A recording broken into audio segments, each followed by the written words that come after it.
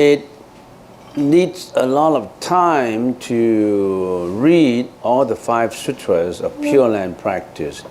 Can I just do the佛說阿彌陀經 and 金剛經 as my everyday practice? Yes, you can do the smaller sutra and the Diamond Sutra, 金剛經, 佛說阿彌陀經. Why do you have to study all the 5 sutras? In the process of studying it, that process could reinforce your faith, could solidify, you grounded your faith so that it won't change. So as long as you have pure faith and you believe in it, habitually, consistently practiced it, even, reading and learning one sutra is enough. It's just like, I use the example of many roads leading to Richmond. If I'm telling you that Richmond, the place where you live, have 3-4 roads in it, and if I already have research on it and said, Oak Street Bridge is the way to go. Every time it's not congested, I suggest to you that Oak Street Bridge, it's the way to go when it comes to Richmond. And you firmly believe in it. You firmly believe in it, and of course I analyze it, I've done my best to do it.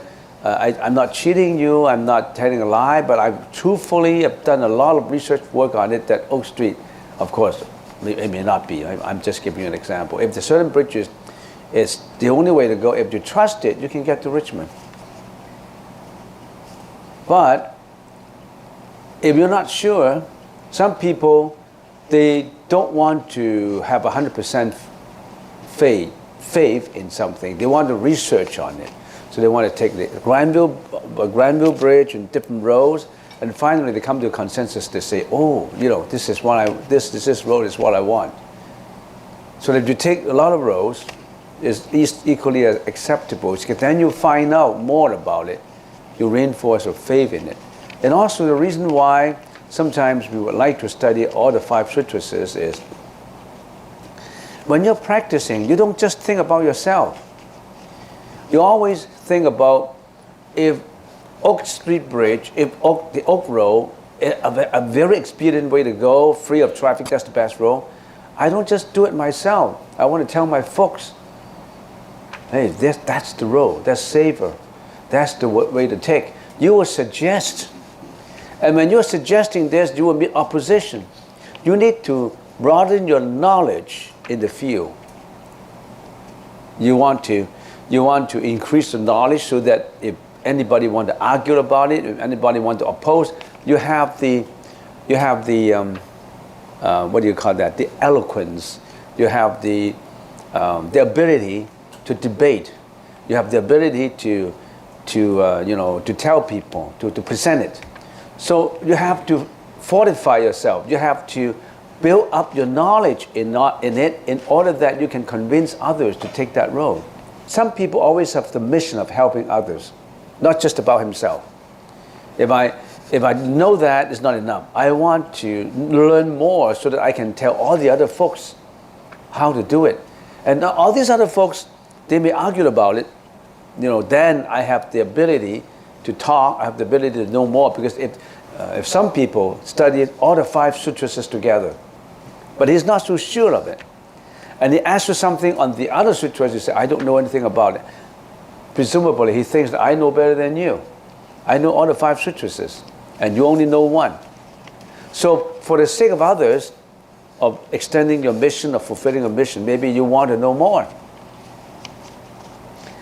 It's just like what I'm doing is I'm presenting the Dharma talk to you, and if I don't have to do this, I would go and hire in a kuti I hide in a kuti to do my meditation to benefit myself. I don't have to come out.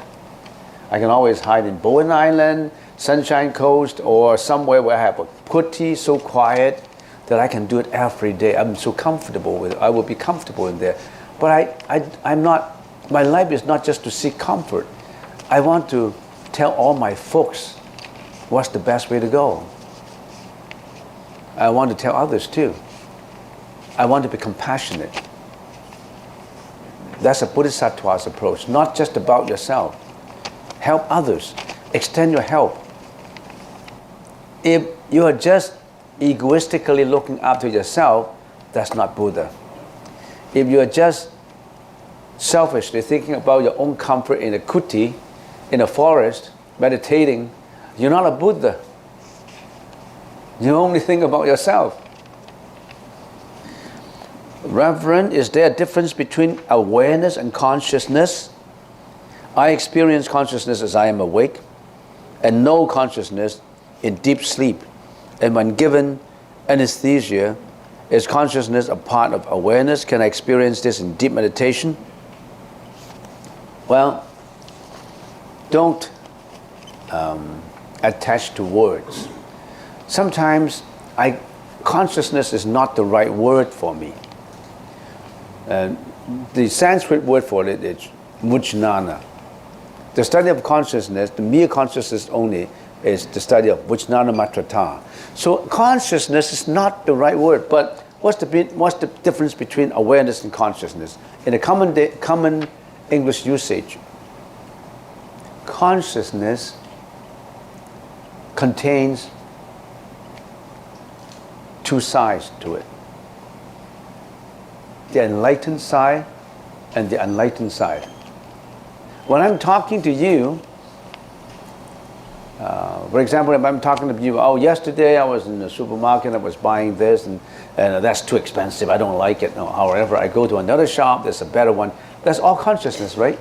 But that's the consciousness of how to protect one's own in believing in prices and most of the consciousness we call polluted consciousness. We're still conscious, but that consciousness is polluted.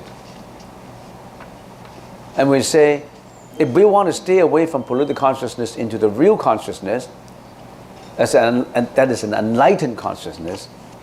Yes, that's enlightened consciousness. We call it nirvana, or tathagata, or whatever you want to call it, suchness, wisdom, prajna.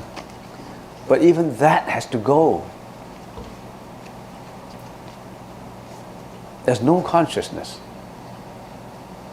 Right or wrong, there's no consciousness. When you're in consciousness, you're not conscious. And what is awareness?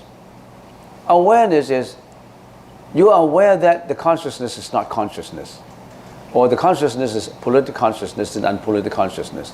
You're aware that you are wrong with consciousness.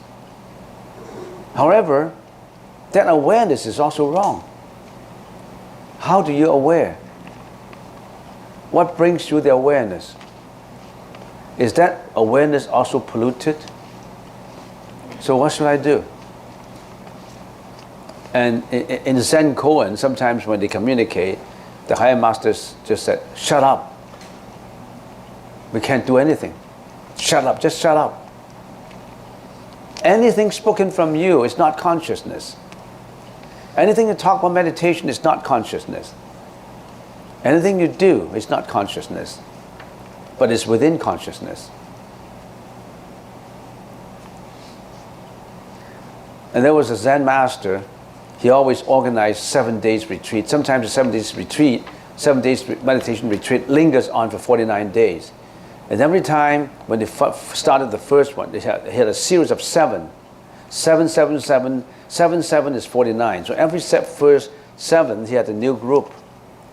And when the new monks come in, he was always this old monk, high-level monk, was always walking around to see newcomers. And he always asked the question, where do you come from? And of course, the student answered the questions. And he knew how conscious you are or how unconscious you are in your answer. Where do you come from? I came from Canada. Drink your tea. 去茶去. Where do you come from? I come from the States. Where do you come from? I come from China. You are answering with consciousness. He's asking a question from consciousness to test your consciousness. And you say, I come from this, I come from that. He always said, oh, you come from Canada. First, drink your tea. 去茶去. 那个公案是去茶去. And then there was an experienced monk who had been meditating for 5 years in there. And then now he already was acting as an invigilator, carrying a cane, a meditation cane, a wooden cane. And he was always, invigilating the whole meditation hall. And he'd been here 5 years. For another year, he's still listening to the same answer to the kind of question. The same question, and these people always answered, and he always said, 去茶去. Go and drink a tea. And then he said, one day he was so curious, he said, Venerable Master, I've been here for 6 years now. Every time when a newcomer came and you ask a question, where do you come from? And then they gave an answer, and you always say, 去茶去. Go drink your tea. How come? How come you always give the same answer? And the old monk said, how long have you been here? I've been here 6 years. 去茶去. Because he hasn't enlightened yet. He's still asking this question. Go drink your tea. You've been here 6 years. Go drink your tea. I'm sure there was someone who did not have to drink that tea. I don't know. And sometimes I'm dreaming. If you ask me that kind of question, how do I answer it? Where do you come from? I would probably say, I come from where I should come from. And then, where would you leave? When would you leave? I'll leave when the time comes. And then he would say, 去茶去. Not enlightened. And this afternoon, we'll be doing a lot of voluntary work. You see, our garden has improved tremendously with a lot of flowers, pots of flowers that we have spent a lot of time spent by volunteers in potting them, putting soil in, pruning and all that. We need more volunteers this afternoon to do some cleaning of the other dormitories on 9060. And we have another dormitories at the back, right beside the house. We have the lawn that we have to mow. We have branches that we have to prune. We have a lot of cleaning to do. And we need a lot of volunteers for today and for the future. So if you're interested in helping out, every day I do labor work. I don't just sit here reading my sutras. Every day I work. Under the sun, touch the soil, prune the trees, potting it, removing trees, making sure the trees are okay, watering them. I'm not just sitting there reading the sutras and tell you what is in the sutra. That's not enough. Touching the soil is meditation. Pruning a tree is meditation. Watering it is meditation. And you have to do it with mindfulness. You have to do it with compassion. Unconditional compassion. Not just meditating in a forest, minding nothing but your own. No.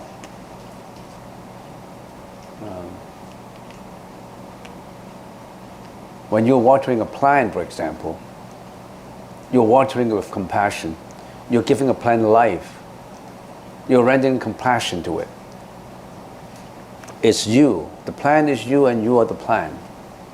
Even the water is you. You're not away from it.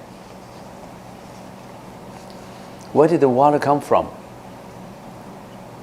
We always want to ask, where do I come from? Where did the water come from?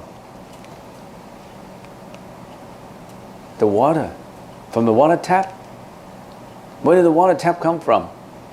From the reservoir. Where did the reservoir's water come from? From the clouds? Where did the clouds come from? From humidity. Where does humidity come from? If we can't find an answer to it, it's from our ignorance.